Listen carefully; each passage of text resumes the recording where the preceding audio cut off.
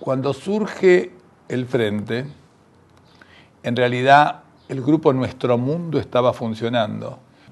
Así fueron apareciendo otros grupos, pero cuando el centro se reúne o se funda, se empezó a trabajar en la casa de Néstor en Avellaneda, y allí un día empezamos a conversar sobre cómo le llamaríamos a esa entidad, qué nombre podría llegar a tener. De ninguna manera masificar a nadie, que los grupos siguieran manteniendo lo que eran, pero que estuviéramos reunidos en una entidad que nos congregara.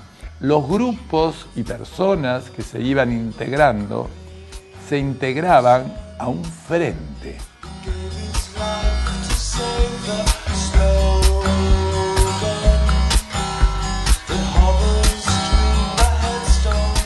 El FLH fue una vanguardia política por los temas que ellos trataban, ¿no? Que eran cuestiones de sexualidad y política, ¿no? Politizar el placer, era la consigna, politizar el deseo. Con la caída de estos macrorelatos, de estos pensamientos que querían totalizar, de allí es que empieza a surgir, por ejemplo, la noción del cuerpo. Proponía una liberación inmediata que empezara por el propio cuerpo, no como una postergación, entonces, ni como una potencia futuro, sino como una cosa del aquí y ahora, que empezaban a pensar entonces problemas de poder al interior del capitalismo y no solamente de lucha de clases. Ahí aparecía entonces la idea de la dominación de género como la primera forma de dominación. El documento de Sexo y Revolución del Frente de Liberación Homosexual, hay toda una convocatoria desde 1972 a unirse, a armar alianzas con las mujeres porque tienen un enemigo en común, que es el machismo. Para mí un poco todo empezó un día que agarro el diario y encuentro una nota que decía primer signo feminista local. Y ahí aparecía UFA y una casilla de correo, a la cual escribí ese mismo día para ver cómo me acercaba, qué era. Todo era muy clandestino en esa época. Nosotros no podíamos reunirnos siempre en el mismo lugar por la policía. Por lo tanto, cambiábamos continuamente los lugares de reuniones. Pero el frente completo, con todos los integrantes que lo constituyeron, nunca se reunió, porque era imposible en ese momento. Cada reunión que estábamos no salía la misma persona que había entrado. Había que ver, cambiar, confrontar. Entonces esto ponía en cuestión todo. Entonces cuando te cuestionas todo, pasa a ser totalmente caótico, pero también terriblemente creativo. Nosotros pensamos que había que concientizar al pueblo, a la gente, a las personas, pero empezar por nosotros, Mi amor.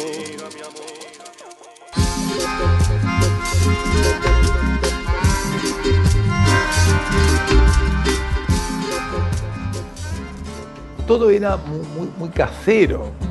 Nosotros preparábamos, por ejemplo, en alguna forma que recortábamos de cartulina con corazones, un trébol, una pera, unos mensajes que podían decir: tu cuerpo es tuyo, no permitas que nadie te lo maneje, porque es tuyo y puedes hacer con él lo que quieras. Todas las cosas que hacíamos eran en stencil. Había que dibujar los stencils, pasarlo por el mimeógrafo. Eran cosas que llevaban días. Ellos atacaban toda forma de control y toda forma de disciplinamiento. No era solamente una cuestión de lo gay, hay que insistir en esto, que es muy importante, ¿no? Era una liberación de la subjetividad.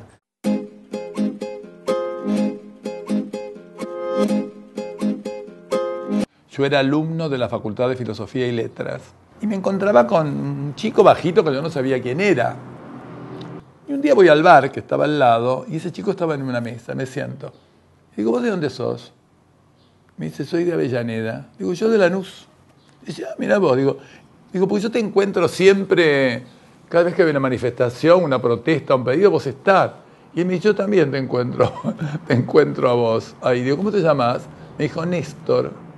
era Néstor Perlonger, que estudiaba sociología. Él arma este grupo Eros, se unen, ¿no?, al FLH y le imprimen un tono agitativo, ¿no? Lo de Perlonger había sido siempre la agitación, la política como una lucha concreta, ¿no?, y efectiva. Lo que él quería era provocar acciones y provocar efectos, no era solamente un problema teórico. Cuando él venía acá había días que no dormíamos, porque nos agarraba, empezamos anoche a hablar a las 12 de la noche y eran las 6 de la mañana y seguíamos contándonos lo que nos había pasado el último tiempo y cómo, y analizándolo y charlando con todos esos métodos que mezclábamos y qué sé yo. Tengo acá su almohadón y su carpetita, que tenía una mesa ratona, y este era un almohadón que usaba en su cama para leer, y esta era una carpetita que tenía ahí que le había tejido la mamá.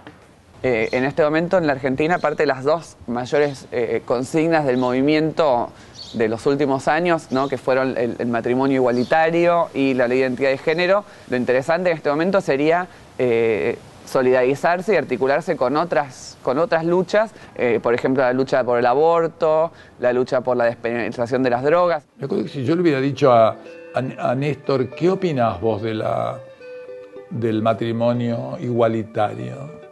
Me hubiera mirado asombrado como que estaba descerebrado.